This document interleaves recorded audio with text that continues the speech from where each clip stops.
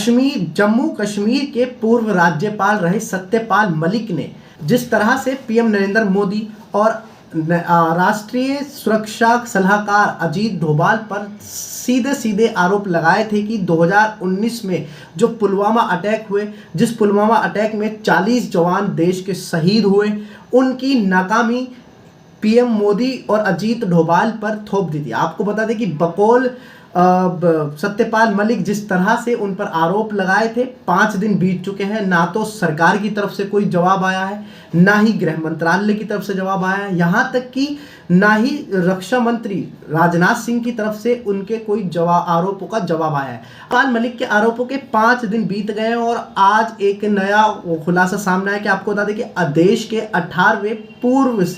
18वें सेना प्रमुख यानी कि शंकर रॉय चौधरी ने आज बड़ा बयान दिया है। पूर्व सेना प्रमुख के ये इंटेलिजेंस फेलियर था, ये देश के प्रधानमंत्री और अजीत डोभाल को सीधे सीधे अपनी ऊपर जिम्मेदारी लेनी है। आपको हम बताएंगे कि उन्होंने क्या क्या कहा है। बकौल पूर्व सेना प्रमुख के पुलवामा अटैक टल सकता था अगर जवानों को श्रीनगर हवाई जहाज में ले जाया गया होता।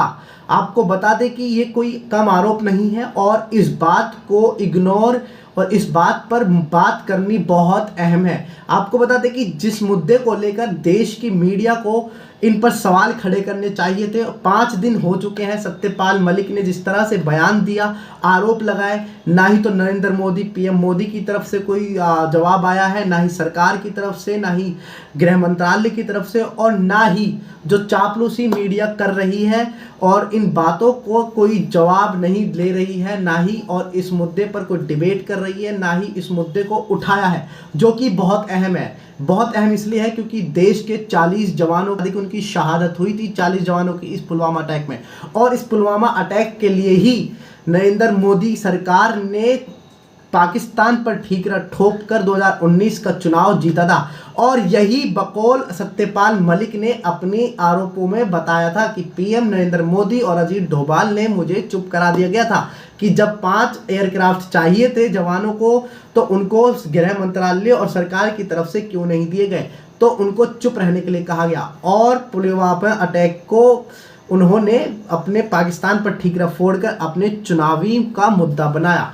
आप इस बारे में क्या सोचते हैं कि मीडिया को जिस तरह से चापलूसी कर रही है और जिस तरह से नरेंद्र मोदी अपनी चुप्पी साधे हुए हैं, पूरी की पूरी सरकार और उनके मंत्री चुप्पी साधे हुए हैं, जो हर एक मुद्दे पर बयान देने आ जाते हैं, लेकिन इस मुद्दे पर और इतने बड़े आरोप पर अभी तक पीएम मोदी के मंत्री और राजनाथ सिंह रक्षा मंत्री हैं और राष्ट्रीय सलाहकार जो सुरक्षा सलाहकार है अजीत डोभाल, उन्होंने इन आरोपों का ना ही तो खंडन किया है, ना ही इनको नकारा है और ना ही इन पर कोई एक टिप्पणी की है। आखिर कब तक पीएम मोदी और सरकार चुप्पी साधी रखेगी?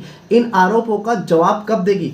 पहले सत्यपाल मलिक के आरोप थे और अब देश के 18वें सेना प्रमुख रहे शंकर रॉय चौधरी के इन आरोपों का किस तरह से जवाब देगी? क्या मीडिया इस मुद्दे को उठाएगी? ये देखने जाएगा। लेकिन हमें जो लग रहा है वो फिर से वही मीडिया चापलूसी करने में लगेगी और अतीक जिस तरह से चल रहा है वो चलता रहेगा, लेकिन इस मुद्दे को नहीं उठाया जाएगा। क्यों? क्योंकि हिम्मत नहीं है डायरेक्ट पीएम नरेंद्र मोदी से सवाल करने की, डायरेक्ट सरकार पर आरोपों को जवाब मांगने की उनकी आदत है ही नहीं। आखिर कौन इन पर सवाल करेगा? आप इस बारे में क्या सोचते हैं? हमें कमेंट करके ज़रूर बताएं और देखते रहें खबर लाइव। धन्यवाद।